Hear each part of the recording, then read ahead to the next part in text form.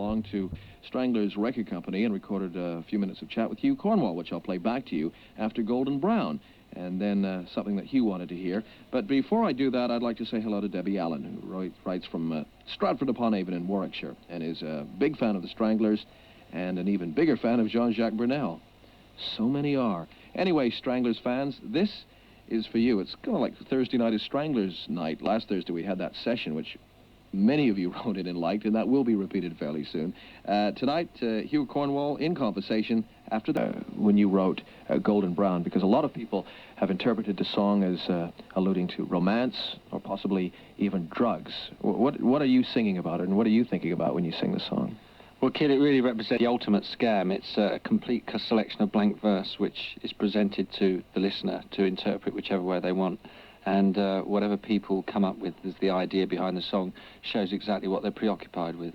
It's there's a mental test that a guy called Rorschach developed called the Rorschach test, which involved a blank piece of paper, some ink blots on it, some smudging, folding the paper over and then presenting it to a mental patient. And they just come out with all their hang-ups. Now, what ideas have people put to you? I mean, besides perhaps love and drugs, is that pretty well where the suggestions have come from? That's a couple. I had some other very funny ones, as well as a Dutch journalist, who shall be nameless, obviously, to protect his name, suggested that we were into slavery and white supremacy.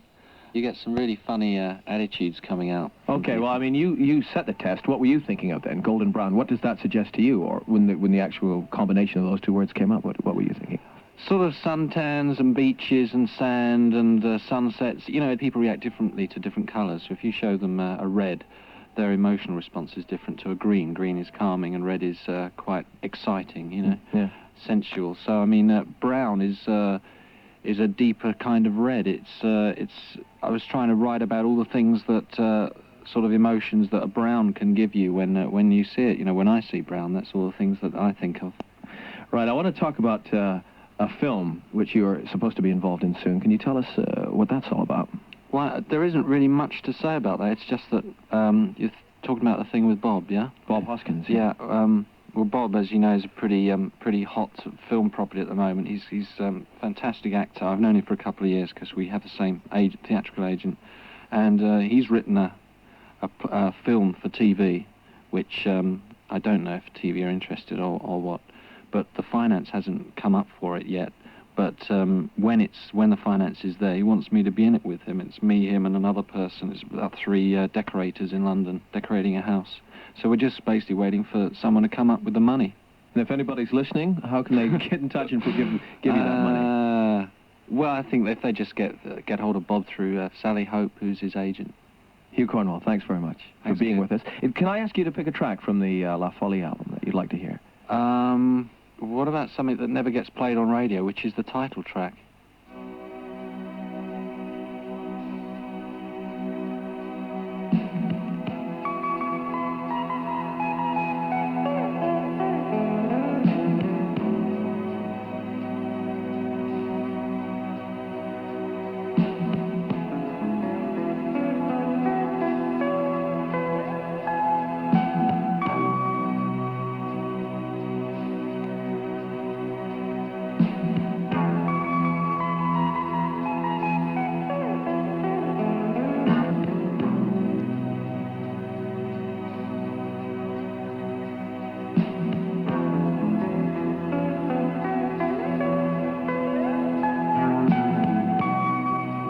Bonsoir.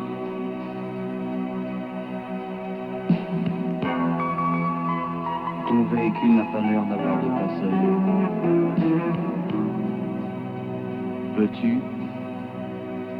Veux-tu me recevoir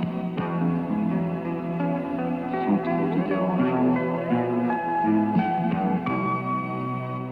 Mes bottes ne feront pas trop d'écho dans ton couloir. Pas de bruit avec mes adieux. Pas pour nous les moments perdus, en attendant un certain au revoir. Parce que j'ai la folie. Oui, j'ai la folie. Oui, c'est la folie. Oui, c'est la folie. Oui, c'est la folie. Oui, c'est la folie.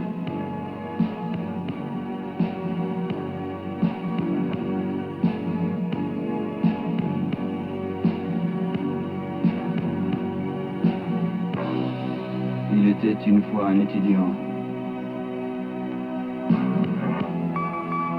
qui voulait fort, comme en littérature.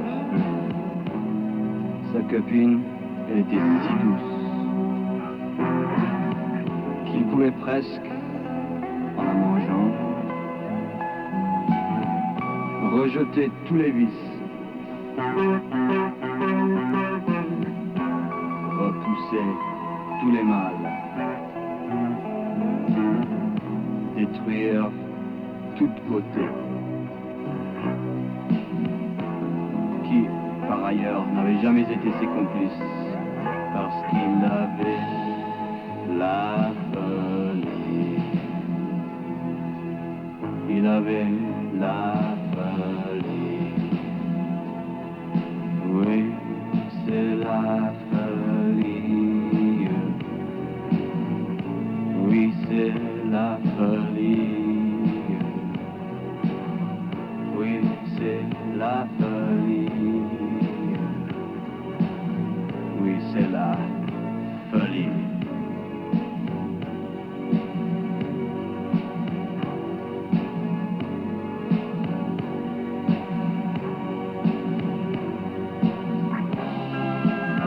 Et si parfois l'on fait des confessions, à qui les raconter? Même le bon Dieu nous a laissé tomber.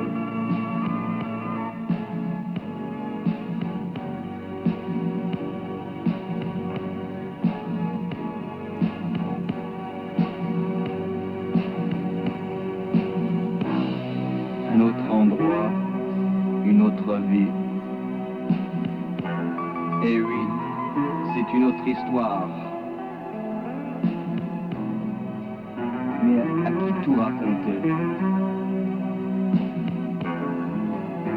Chez les ombres de la nuit, au petit matin, au petit gris. Combien de crimes ont été